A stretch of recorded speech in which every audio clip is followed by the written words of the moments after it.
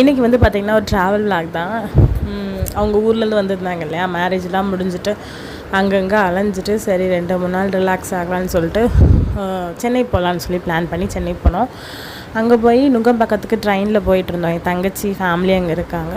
அங்கே போயிட்டு அதுக்கப்புறம் ஹோட்டல் செக்இன் பண்ணலாம் அப்படின்னு சொல்லிட்டு அப்புறம் நுங்கம்பாக்கம் போனதுக்கப்புறம் தம்பி வந்துட்டான். அவன் கூட அப்படி வீட்டுக்கு கிளம்பிட்டோம். போயிட்டு ரெஃப்ரெஷ் ஆகிட்டு சாப்பிட்டுட்டு தூங்கிட்டு மதியானம் 12 மணிக்கு ஹோட்டலில் செக்இன்.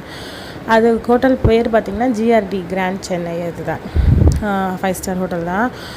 சூப்பராக இருந்தது ஹோட்டல். கண்டிப்பாக ஆக்சுவலாக நாங்கள் இந்த கேப்பில் வந்து IPL மேட்ச் பார்க்கலாம் சென்னைக்கும் ராஜஸ்தானுக்கும் அப்படின்னு பிளான் பண்ணியிருந்தோம். ரொம்ப ஆசை எனக்கு CSK மேட்ச் பார்க்கணுன்னு. அது என்னமோ தெரியல, நாங்கள் புக் பண்ண நேரமாக பாகிஸ்தான் இந்தியா வாரினால மேட்சை ஃபுல்லாக பேன் பண்ணிட்டாங்க 1 வீக்கு. அப்புறம் வேறு இடத்துக்கு மாற்றிட்டாங்க. அதுக்கப்புறம் சரின்னு சொல்லி ரொம்ப அப்செட் நான். சரின்னு வேறு என்ன பண்ணுறது, ஹோட்டல் போயிட்டோம். ஹோட்டல் வந்து 9th ஃப்ளோரில் 901 ரூம். எங்களுக்கு இப்படி தான் இருந்தது. எல்லாமே கொடுத்துருந்தாங்க, ஹாட் வாட்டர், கோல்ட் வாட்டர், எல்லாமே, ஃப்ரூட்ஸு, சோஃபா, மசாஜு. அப்புறம் ஜன்னலில் பார்த்திங்கன்னா டாப் வியூ ஃபுல்லுமே சென்னை தெரிஞ்சது. சூப்பராக இருந்தது.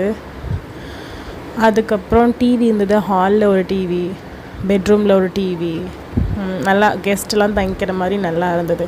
எங்கள் தம்பி எங்கள் கூடவே இருந்துட்டான். சூப்பராக இருந்தது. என்னோடய பையனுக்கு ரொம்ப ஜாலி. அங்கேருந்து இங்கே வர்றதுக்கு மனசே இல்லை. நல்லா என்ஜாய் பண்ணான். அப்புறம் நல்லா என்ஜாய் பண்ணிவிட்டு 2 நாள்